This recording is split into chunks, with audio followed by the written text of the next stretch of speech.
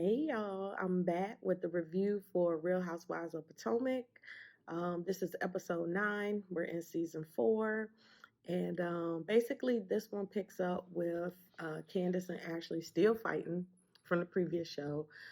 Chris had, which is Candace's husband, had to physically remove her from the room and try to calm her down because she went off. If y'all don't remember last week, she threw the butter knife at Ashley, and they just got into it was heated. It was real heated.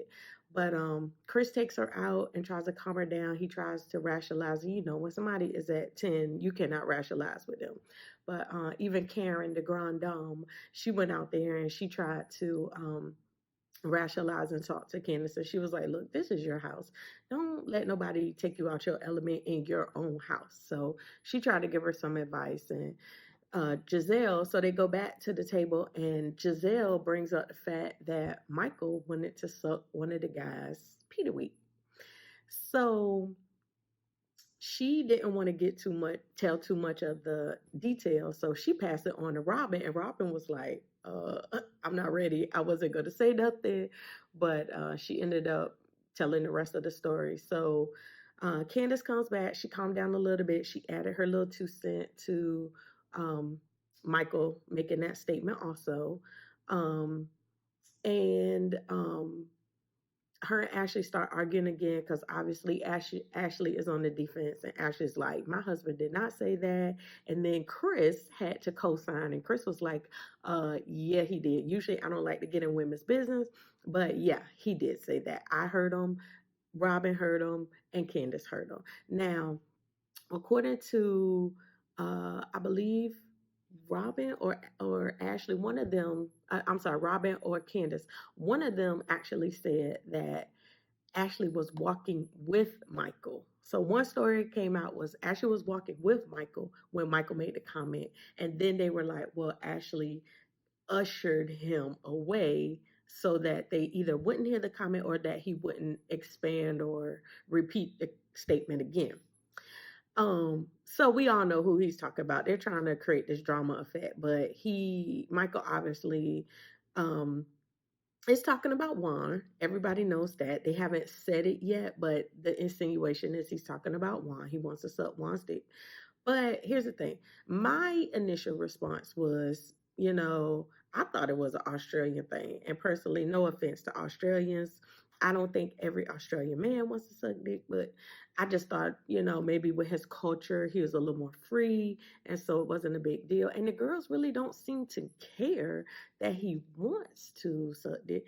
It's the fact that if he does, then he's deceiving Ashley, because Ashley thinks she's in a heterosexual monogamous relationship, and if he does, then he is a bisexual man in a heterosexual marriage. So that's a problem, and that's the angle that the girls are coming from. They're trying to say, if he wants to do that, like, they all support gay pride, the LGBTQ community. They don't have a problem with it. It's not like they're going to ostracize him because he's gay or bisexual. It's just the fact that you're being deceptive. So Giselle encourages Ashley to clear that up, to have that conversation with Michael, clear that up. And I'm just like, did y'all notice that Candace, she get real buck when it was time to go at Ashley, but when she talking to her mom, it's cry me a river. Like, we'll see it develop later on in the show, but for right now, just that scene, it was like, okay, Candace, you really doing a little bit too much right now, because you don't do all that when you talk to your mom. So anyway, um, Ashley leaves. I think Candace put her out. She tell her leave the house. So Ashley leaves. Katie goes outside to check on her. And Katie's like, Katie and Giselle, they both went outside to go get her. And they were like, no, I think she wants you to come back. And then it cuts back to the scene. And Ken's like, no, she better not ever come back.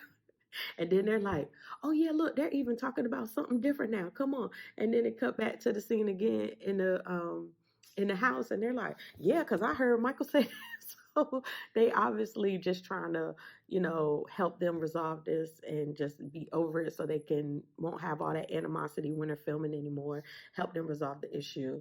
So, I feel like a lot of these times in reality shows, they try to create scenes. They try to um, make a scene. They try to pull something out of nothing. But with this scene, honey, the way Candace was snapping and the way Ashley was going off, that was not scripted. That was not staged. That was not planned. That was pure, raw, tea, authentic emotion. So, because they were really fussing, like they was really going into it.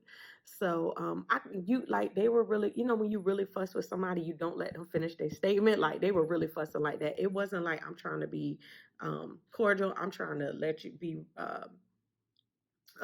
polite. They were fussing. She cut her off. She went into something else. They were both arguing on top of each other. It was real. That was a real scene. So at the end, Giselle, like I said, and Karen, they just encouraged Ashley to talk to Michael, just so that deception is not in play. Then Ashley come back in the house after she got kicked out, and they were like, "What are you doing?" Well, what happened? Monique wanted to pull Katie to the side and talk to her about the whole Amistad comment. So in the midst of Monique trying to plead her case and say, well, look, that's not the intention that I'm in it. I didn't even say it like that. I don't even remember saying it, to be honest. Here comes Ashley again. And so all the girls come in there and they're like, didn't you just get kicked out? Like, just go ahead and go. So Candace puts her out again. So it was real. It wasn't funny at first. It was like, I was really like feeling the scene. Like I was really into it. And I was like, the girls, this is a real scene. They're really fussing. But then it really got to, okay, this is kind of comical now. So Chris had to, and I felt so bad for Chris because all Chris wanted to do was just get his cookbook recipes together. Like he didn't even really want all of that drama and stuff. He just wanted to get his recipes together. And at the end, he did tell them about the risotto and the scallops. So they did get to do some taste testing. It was just a little bumpy in the road. So Ashley confronts Michael when she gets home. Now, we don't see that scene. The next day, Giselle goes to check on Ashley and see how she's doing. And she tells her that I did. And then Ashley, in her confessional, say, I talked to my husband. He was upset. He was livid. He was hot. He was like, if those girls are going to be saying things like that, that's not true, then you don't need to be friends with them, or why are you friends with them? So Giselle, like I said, she pulls up on Ashley. Ashley's rehearsing. She was asked to sing her song, Coffee and Love, at Virginia Gay Pride. And so she said she's been in rehearsal for 3 hours, and she asked Giselle, so what happened when I left? And Giselle said, well, girl, Karen threw you under the bus. She threw you under 4 buses. So Ashley was, she was a little shocked because she was like, I thought me and Karen were getting to a better place. I can't believe she did that. And she said she was a little more upset about Robyn because she didn't understand why Robyn held that for so long. If it was true that night, why didn't Robyn tell her the next day? Or why didn't Robyn call her privately? Robyn kind of like co-signed, and it kind of looked like Robyn and Candace had concocted the story, and then Robyn co-signed, and then Chris co-signed. So, Candace and Ashley was already kind of rocky, so the whole story just didn't look right. So Giselle said, well, I'm going to go back and tell Robyn what you said and how you feel, which I think was very good, because a lot of times when we're in the middle of 2 friends, we just go back and tell the friend that we're closer to, or the one that we feel we can reach. We'll just tell them what the other person said, and we say, oh girl, don't tell her I told you though. But I think Giselle really handled that well, and she was like, well, I'm gonna tell her, and I'm gonna tell her how you feel. And Ashley agreed. She was like, okay, that's fine. So now she knows that it's gonna get back to her. The only danger in doing that though is they may not tell it the way that you feel about it. Like you could say something and not really mean it, like I'm apologizing, but then by the time Giselle say it, it'll be like, oh girl, she was apologizing. She don't want it with you, and it's not like that. But the way you meant it is like, yeah, I want it. If she want to give it, I'll finish it. So you just got to be careful in the context, of how that's translated.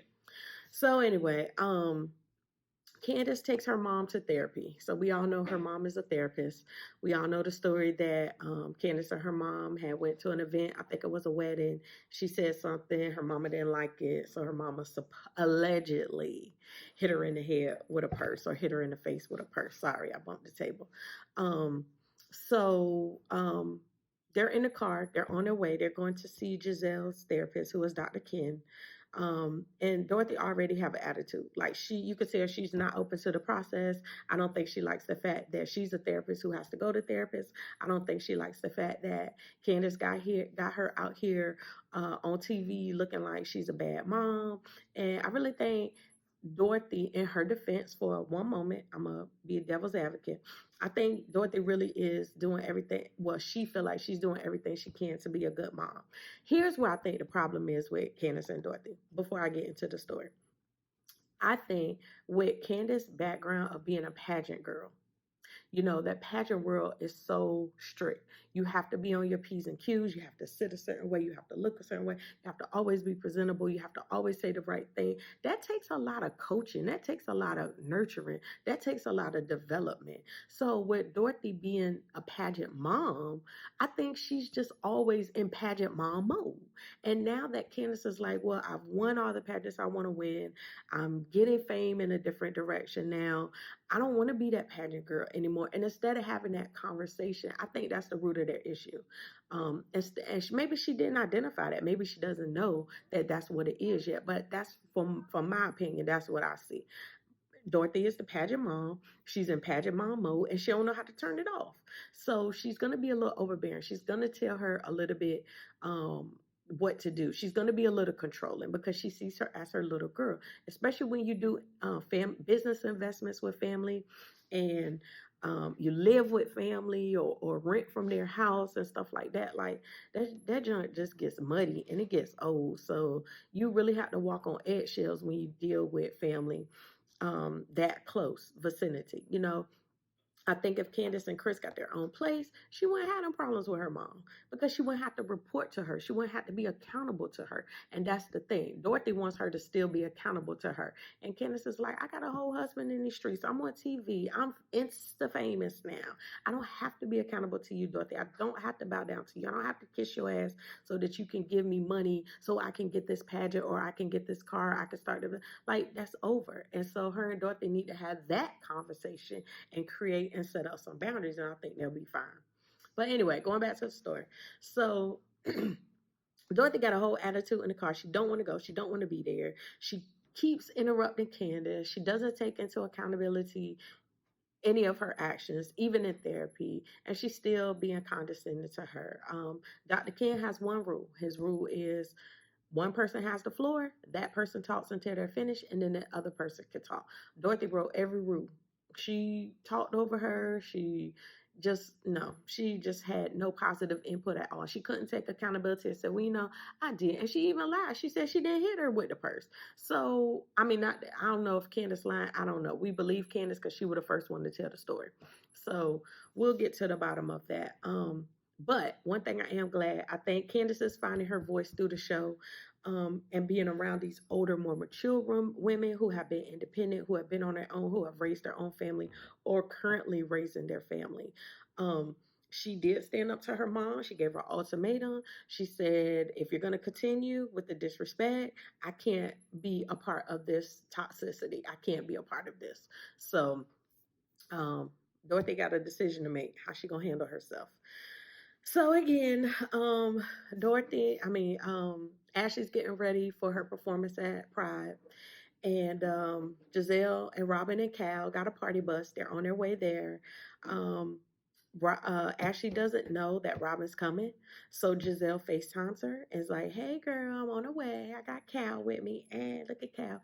And they're excited. They're ready to party. They're ready to support her. And then she says, I got somebody else with me. And she turns the FaceTime to Robyn. And she's like, hey girl. She reminded me of, like, remember Craig Mama on Friday when Miss Parker said, hey girl, you going to work? And she was like, call me later. Okay. She gave her the old Craig Mama, okay. So they're on their way, and Giselle and Robyn tell Cal about the fight from the other night at Candace house. She was like, yeah, she threw a butter knife at her and da da da da da. So it gets, and then they tell Cal about Michael's statement, Michael's comment, and Cal like, who did he want to say? Y'all know Cal is gay, so Cal like, who? He's a gay man. Like who did he want? Who he asked for? Was it me? Did he want me? Because I don't have no problem with it if he wasn't doing. So they just they just laughed about it, so they're on their way. So I don't think. Oh, so one more thing I want to say. Oh, Cal was like, "Girl, did you hear that shade? Like that was kind of shady. She really didn't want to talk to you, or didn't want to. She didn't seem too happy that you were on the bus with us coming to support." And Robyn said, "Yeah, it was shady, but I understand because the last conversation we had, we didn't really get to have a conversation about." Why I hadn't said nothing. So Robyn understand her position. She understand what she needs to do, and they're going to deal with that next week. So that's pretty much all for recap for Housewives of Potomac. Next week we'll get into the end of the therapy. We'll see what happens at Gay Pride. And yeah, and make sure y'all follow me on Instagram at noteworthy_media group. And make sure you like this, comment, and subscribe to my channel. Tell a friend. I'm going to be growing. I'm going to be doing different things. I'm in the process of doing some video editing, so y'all be patient with me. I'm growing as a new YouTuber, and I appreciate your support. Have a good day.